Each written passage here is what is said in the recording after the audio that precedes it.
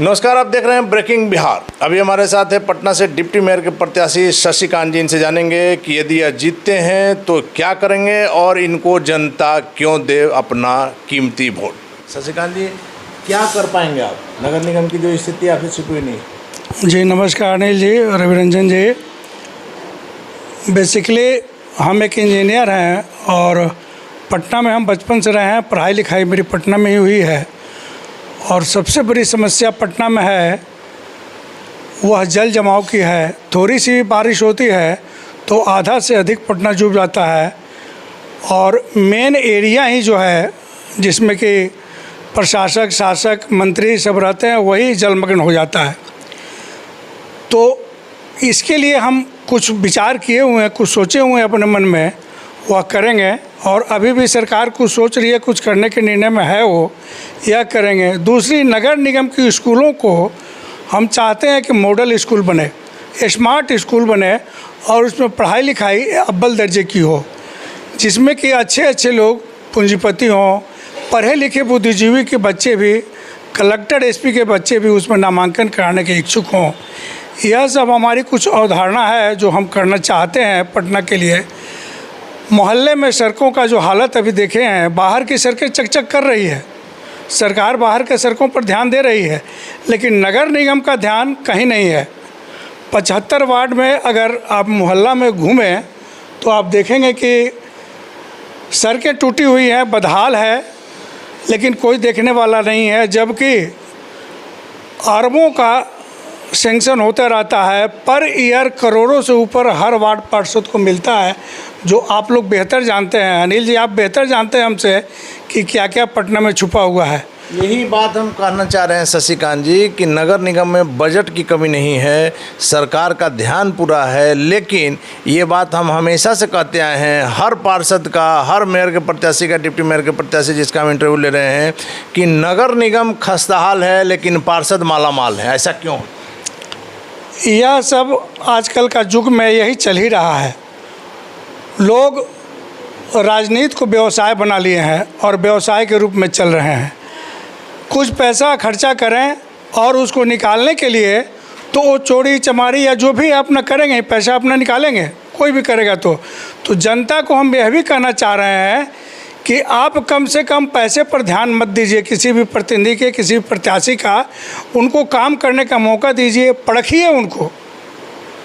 आज देखिए, एक छोटी सी एग्जाम्पल देंगे। नमामि गंगे पटना में सब जगह चल रहा है, गैस कनेक्शन चल रहा है। एक बार नमामि गंगे के लिए नाला खोदा जाएगा, दूसरे बार गैस के लिए खोदा जाएगा। और हम प्राइवेट कंपनी में चीफ एग्जीक्यूटिव ऑफिसर तक अपनी यात्रा हमने किया है। अगर हम लोग रहते और बिहार में भी, पटना में भी इंजीनियरों की टीम कोई अक्षम नहीं है, बहुत ही सक्षम टीम है, बहुत ही अच्छे अच्छे इंजीनियर हैं पटना में। उनका इस्तेमाल कहाँ हो रहा है? लेकिन उनका इस्तेमाल अगर हम ढंग से करें तो सरकारी इंजीनियर भी काबिल तारीफ़ है और करेंगे। एक ही नाला खुदेगा और जितनी चीज़ जानी है, गैस जाओ, पानी जाओ, जो भी जाना उस नाले से हम लोग निकाल सकते हैं। शशिकांत जी, यही बात हम करना चाह रहे हैं कि यदि नाला रोड को कोड़ा जा रहा है तो जो भी विकास की योजनाएं हैं, गैस का हो या नाला का हो या जो भी चीज़ हो, कोई टेलीफोन का ही पाइपलाइन जाना हो, तो पहले से अगर सभी विभागों में तालमेल रहेगा तो एक बार सड़क खोदने से पैसे की भी बचत होगी और आम नागरिक जो उस इलाका में बस रहे हैं उनको भी सुविधा होगी। जी जी, आपने बहुत ही ठीक कहा, सबको सुविधा होगी। एक नाले में बहुत सारा चीज़ हम लोग जा सकते हैं।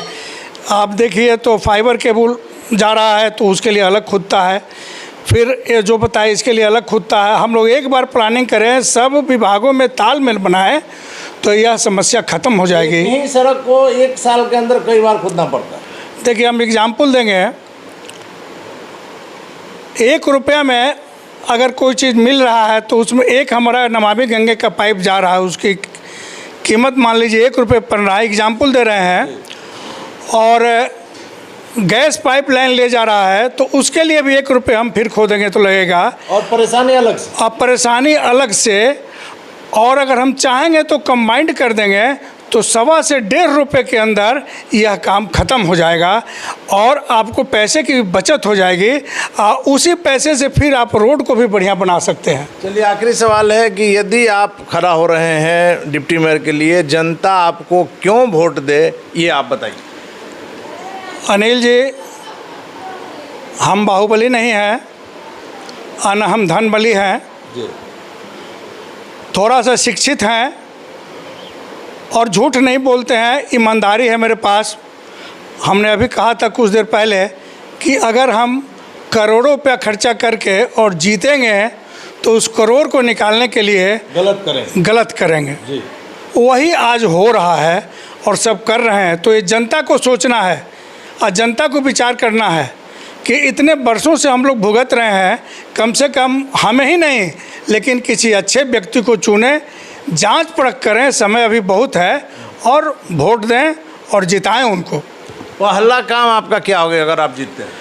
पहला काम मेरा होगा स्कूल और स्वास्थ्य, हर मोहल्ले में स्कूल और स्वास्थ्य, इसकी मैं व्यवस्था करूंगा सबसे फर्स्ट प्रायोरिटी पर। और तीसरी बात होगी कि जितने कर्मचारी हैं उनका वेतनमान मैं देखूंगा कि किस तरह है, क्यों ये बराबर स्ट्राइक करते हैं, उनके स्ट्राइक के बारे में, वेतन के लिए वो लोग स्ट्राइक करते हैं, इस पर मैं सबसे पहले काम करूंगा। और कर्मचारियों को पहले मैं खुश करूंगा क्योंकि वो बहुत गंदा काम करते हैं जो कोई मनुष्य नहीं कर सकता है, वही है जो करते हैं। तो उनके लिए हम जी जान लगा करके काम करेंगे। चलिए, धन्यवाद। आपने सुना शशिकांत जी का साफ का नाम है कि जनता शिक्षित को चुने, हम बाहुबली नहीं हैं, और जनता को अभी समय है वो अपने मन से, दिमाग से ये चुने और बढ़िया व्यक्ति को लाए, क्योंकि अभी तक जो काम हुआ वो किसी से छिपा हुआ नहीं है। और शिक्षा और स्वास्थ्य इनकी पहली प्राथमिकता होगी। आगे क्या होगा देखना काफ़ी दिलचस्प होगा। फिलहाल आप बने रहें ब्रेकिंग बिहार के साथ।